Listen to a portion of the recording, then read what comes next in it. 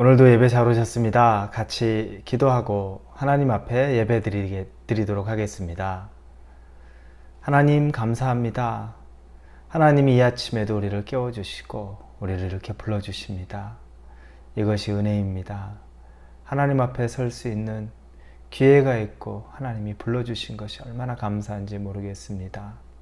하나님 안에서 이 예배를 통하여서 우리가 누려야 될 것들을 마음껏 누리는 시간 되도록 함께하여 주옵소서. 예수님의 이름으로 기도합니다. 아멘.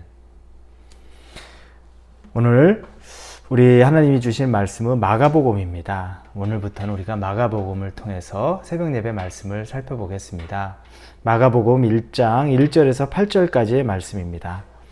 마가복음 1장 1절에서 8절입니다. 마가복음입니다. 우리 같이 1장 1절부터 8절까지 읽도록 하겠습니다. 하나님의 아들 예수 그리스도의 복음의 시작이라. 선지자 이사야의 글에 보라, 내가 내 사자를 내 앞에 보내노니 그가 내 길을 준비하리라. 광야에 외치는 자의 소리가 있어 이르되 너희는 주의 길을 준비하라. 그의 오실 길을 곧게 하라. 기록된 것과 같이 세례 요한이 광야에 이르러 죄 사함을 받게 하는 회개의 세례를 전파하니 온 유대 지방과 예루살렘 사람이 다 나아가 자기 죄를 자복하고 요단강에서 그에게 세례를 받더라. 요한은 낙타털 옷을 입고 허리에 가죽띠를 띠고 메뚜기와 석청을 먹더라. 그가 전파하여 이르되 나보다 능력 많으신 이가 내 뒤에 오시나니 나는 굽혀 그의 신발끈을 풀기도 감당하지 못하겠노라. 나는 너희에게 물로 세례를 베풀었거니와 그는 너희에게 성령으로 세례를 베푸시리라. 아멘. 우리가 오늘부터 마가복음을 보는데 마가복음의 저자는 마가입니다. 마가는 또 바나바의 생질이었죠. 조카였습니다. 근데 이 마가복음은 이 사복음서 중에서 가장 먼저 쓰여졌다고 알려져 있습니다. 왜냐하면 마가복음에 나오는 내용들 모두가 사복음서에 언급이 되어 있습니다. 다른 복음서들에는 없는 내용들이 마가복음에는 다 있습니다. 그래서 분량이 많지는 않지만 다른 복음서에 비해서 이 마가복음은 가장 먼저 쓰여진 복음서, 그리고 나머지 복음서들은 이 마가복음의 내용들을 참고하여 썼던 내용들 있는 것으로 이렇게 신학자들은 추측을 합니다. 그런데 이 마가복음의 시작이 오늘 보니까 말씀이 1절에 하나님의 아들 예수 그리스도의 복음의 시작이라 이렇게 시작을 합니다. 복음. 이 복음은 복된 소식, 기쁜 소식, 즐거운 소식입니다. 이 즐거운 소식은 예수 그리스도에 관한 내용이 바로 즐거운 소식이고 복된 소식입니다. 즉, 우리에게 복음이 전달된다는 건 예수 그리스도의 이야기가 그분의 오심과 그분의 죽으심과 그분의 살아나심, 그리고 그분이 오셔서 우리의 죄를 대속해 주시는 그 모든 내용들이 망라되는 것, 이것이 바로 복음, 복된 소식, 굿뉴스, 가스펠이 되는 겁니다.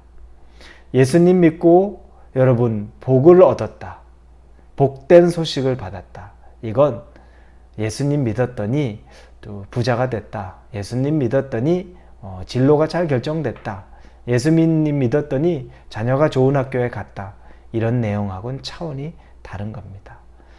예수님 믿어서 예수님이 우리에게 베풀어 주시는 하나의 선물과 은혜가 될 수 있지만 그것 자체가 복된 소식이 아닙니다. 우리가 잘못 믿으면, 기복주의적으로 가면 그 복을 추구하죠. 예수님을 추구하는 것이 아니라 예수님이 주는 그 선물, 그게 예수님보다 더 소중하고 목표가 되기도 합니다. 그건 복된 소식이 아닙니다. 정말 복된 소식은 예수님 그분에 대한 소식, 그분이 우리를 위해서 죽으시고 다시 살아나시고 우리에게 생명 주신 그 소식 그 자체가 복된 소식입니다. 여러분, 그 복음이 여러분 안에 들어와서 여러분이 예수 그리스도 그 이름 그 자체로 누리는 평안과 기쁨이 여러분에게 있습니까? 그게 있어야 복음, 복된 소식을 받은 자의 은혜요, 혜택인 겁니다. 자, 이 복된 소식이 전달이 됩니다. 그런데 이 소식을 전하는 자, 준비하는 자가 있다고 2절부터 이야기합니다. 이사야의 글을 인용하여 보라 내가 내 사자를 내 앞에 보내노니 그가 내 길을 준비하리라. 광야에 외치는 자의 소리가 있어 이르되 너희는 주의 길을 준비하라. 그의 오실 길을 곧게 하라. 기록된 것 같이 이렇게 나옵니다. 세례 요한에 대한 언급이 나옵니다. 광야에서 외치는 자의 소리와 같은 세례 요한. 예수님이 오실 길을 예비하는 자 세례 요한. 그에 대한 언급이 복된 소식 이후에 바로 전개가 됩니다. 여러분, 예수님의 오심을 준비하는 사람이 있었습니다. 그리고 나중에 예수님이 오셨는데 예수님을 핍박하는 사람도 있었습니다. 같은 사람인데 어떤 사람은 예수의 오심을 증거하고 예비하고 준비하는 삶을 살았고, 어떤 사람은 예수님이 오셨음에도 불구하고 그분을 영접지도, 그분을 받아들이지도 않고 오히려 핍박하고 죽이는 삶을 살았습니다. 인간의 삶이 이렇게 다를 수 있습니다. 여러분의 삶은 어떻습니까? 예수님은 다시 재림하십니다. 다시 오실 예수님입니다. 그러면 우리는 어떻게 살아야 되겠습니까? 우리는 다시 오실 예수님을 준비하는 삶을 우리가 살아야 됩니다. 그 길을 예비하는 삶을 살아야 됩니다. 예수님이 다시 오시는데 그 길을 준비하지 않고 예배하지 않고 오히려 예수님으로부터 책망이나 받을 만한 삶을 살아서는 안 되는 거죠. 세례 요한의 모습을 보면서 우리에게 도전이 되기를 바랍니다. 여러분과 저에게 도전이 되기를 바랍니다. 그 길을 예비하는 자, 준비하는 자로서 그 삶을 감당했던 것처럼 우리도 예수님이 다시 오실 재림, 우리가 살아있을 때 예수님이 재림하실지, 우리가 죽은 이후에 재림하실지 아무도 알지 못하지만 우리는 언젠가 오실 예수 그리스도를 기뻐하고 기대하고 즐거워하는 마음으로 그 재림을 예비하는 자의 길에 설 수 있기를 바랍니다. 그 세례 요한이 선포했던 것은 회개입니다. 죄 사함을 받으라. 하나님 앞에 너의 죄를 고백하고 회개하라. 이 선포를 세례 요한은 예수님의 앞서 준비하고 사람들에게 외치고 있었던 겁니다. 그런데 사람들의 반응이 어떻습니까? 5절에 보니 온 유대 지방과 예루살렘 사람이 다 나아가 자기 죄를 자복하고 요단강에서 그에게 세례를 받더라.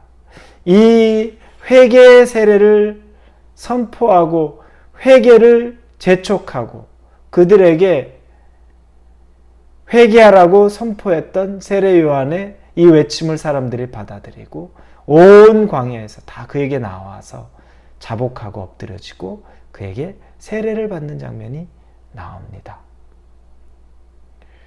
하나님 앞에 회개를 선포하고 사람들은 정말 회개합니다.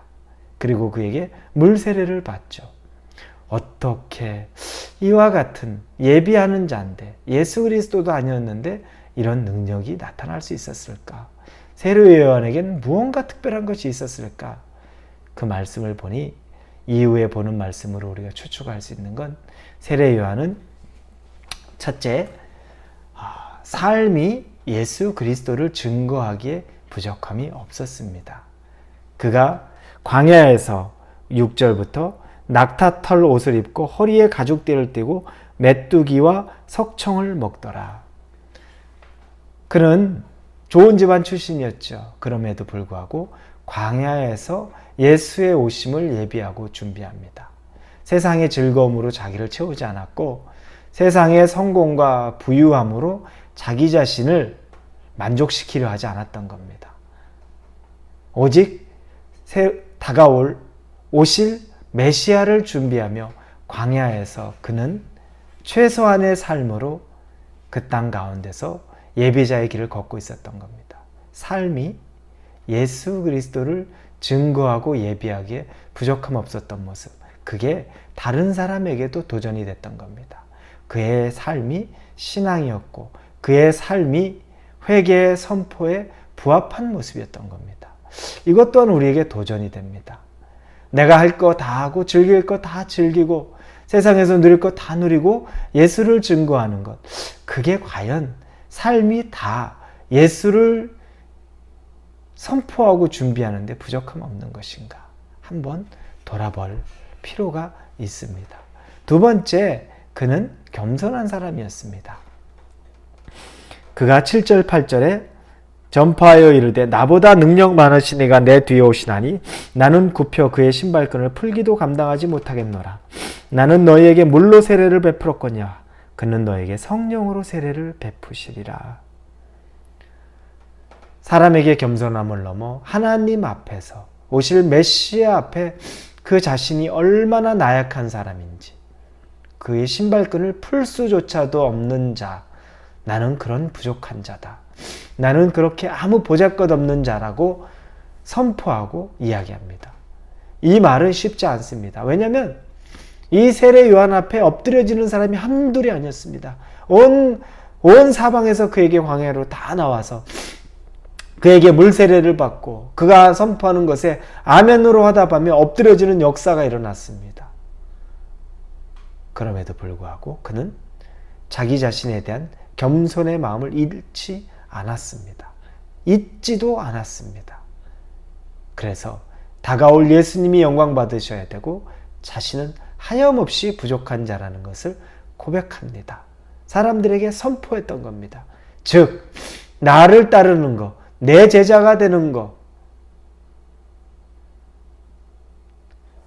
나를 따라오는 자가 되는 것이 목적이 아니라 다가올 메시아, 예수 그리스도의 제자가 되는 것을 준비시키는 삶을 살 수 있었던 겁니다.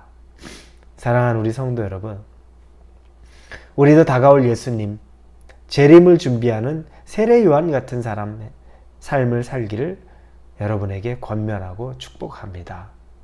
그러기 위해서 우리 삶이 신앙이 되어야 합니다.